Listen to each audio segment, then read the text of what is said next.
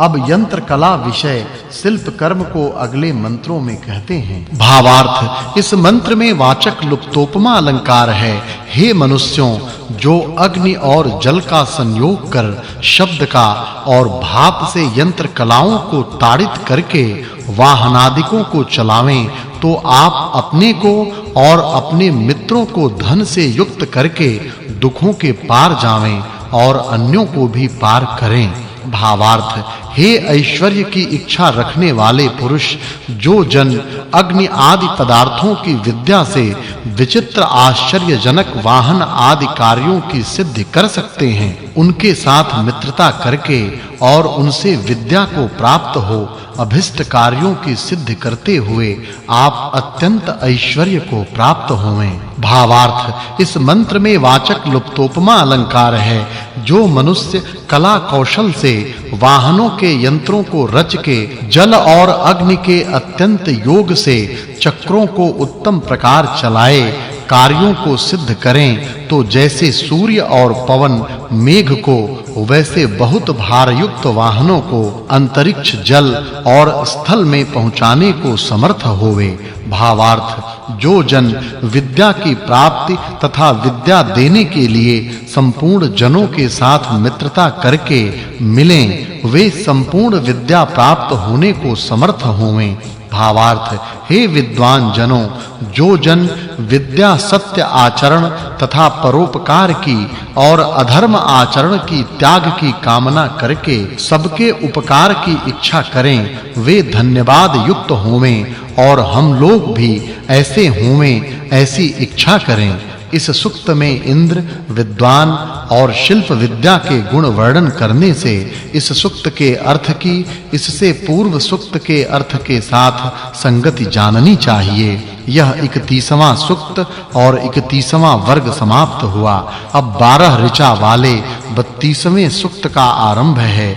उसके प्रथम द्वितीय मंत्र में इंद्र पद वाच्य राजगुणों को कहते हैं। भावार्थ इस मंत्र में वाचक् लुप्तोपमा अलंकार है। राजा जैसे सूर्य गिराए हुए मेघ से नदी और समुद्र आदिकों को पूर्ण करता और तटों को तोड़ता है, वैसे ही अन्याय को गिरा और न्याय से प्रजा का पालन करके दुष्टों का नाश करे। भावार्थ इस मंत्र में वाचक् लुप्तोपमा अलंकार है। जैसे खेती करने वाले जन कूपों से जल को क्षेत्रों के प्रति प्राप्त कर अन्न उत्पन्न करके सब ऋतुओं में सुख और ऐश्वर्य की वृद्धि करते हैं, वैसे ही आप प्रजाओं की उन्नति कीजिए। अब इंद्र पदवाच्य धनुर्वेद वित राजगुणों को कहते हैं। भावार्थ इस मंत्र में वाचक् लुप्तोपमा अलंकार है। जैसे सूर्य मेघ को जीतकर अपने प्रताप को प्रकट करके सब प्राणियों का पालन करता है, वैसे ही धनुर्वेद की विद्या को जानने वाला एक भी अनेकों को जीतकर प्रजाओं का पालन करे। फिर राज विषय को अगले मंत्र में कहते हैं। भावार्थ इस मंत्र में वाचक् लुप्तोपमा अलंकार है।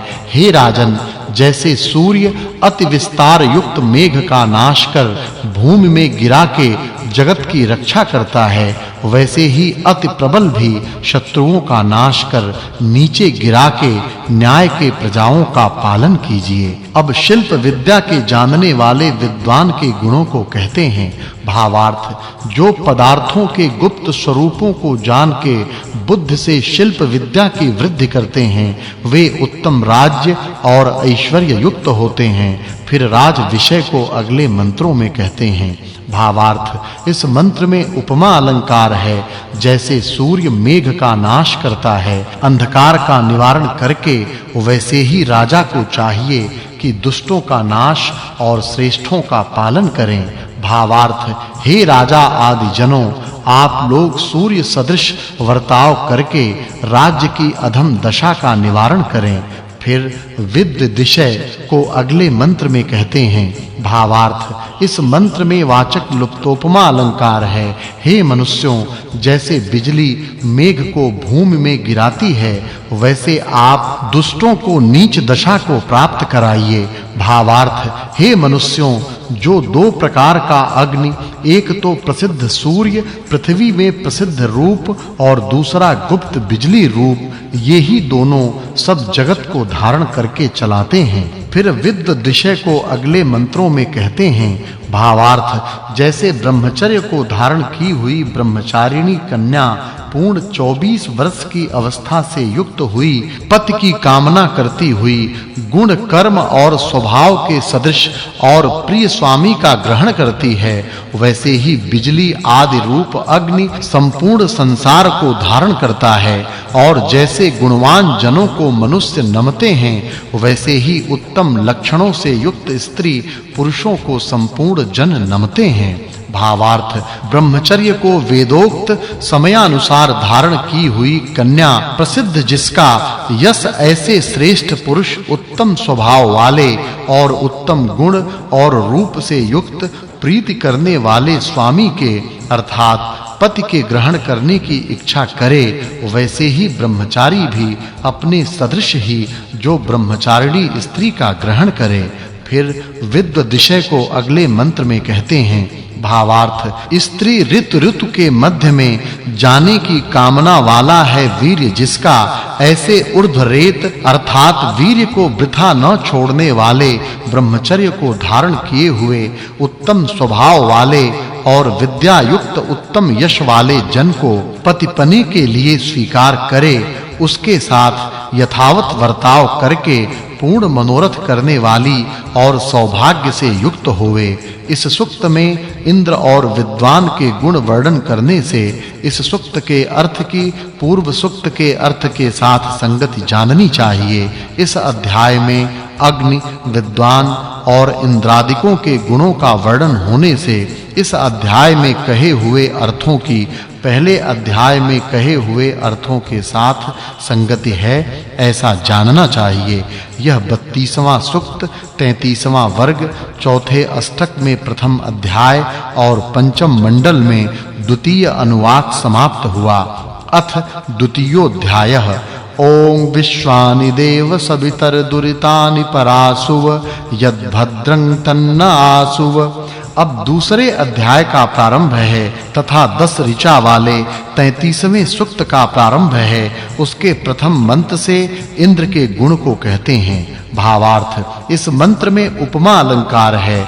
जो मनुष्य जिस मनुष्य के लिए सुख विषयक उपकार करे, वह उसके लिए प्रत्युपकार निरंतर करे। भावार्थ, इस मंत्र में वाचक् लुप्तोपमा अलंकार है। वही उत्तम विद्वान है जो मनुष्यों को बुद्धि तथा योगाभ्यास आदि से बढ़ावे और सब काल में नीति के अनुसार कर्म करके प्रजाओं को प्रसन्न करे।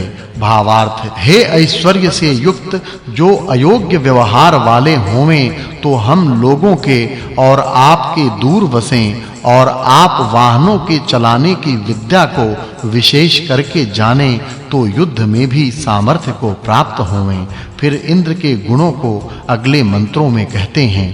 भावार्थ, हे राजन, जितनी उत्तम सामग्रियां होवें, उनको सेना में युद्ध के लिए स्थापित कीजिए, और जो गृह के लिए वस्तु होवे, उनको गृह में स्थापित कीजिए। भावार्थ, इस मंत्र में उपमा अलंकार है।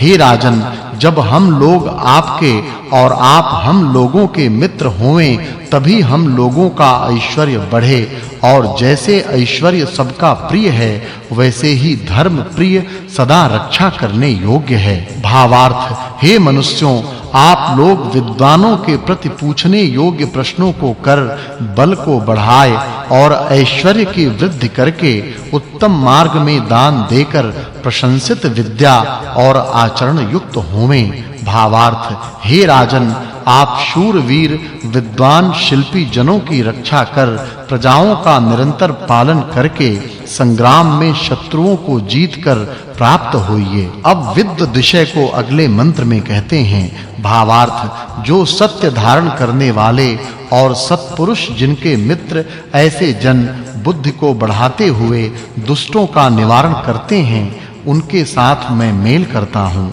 भावार्थ, हे मनुष्यों, जो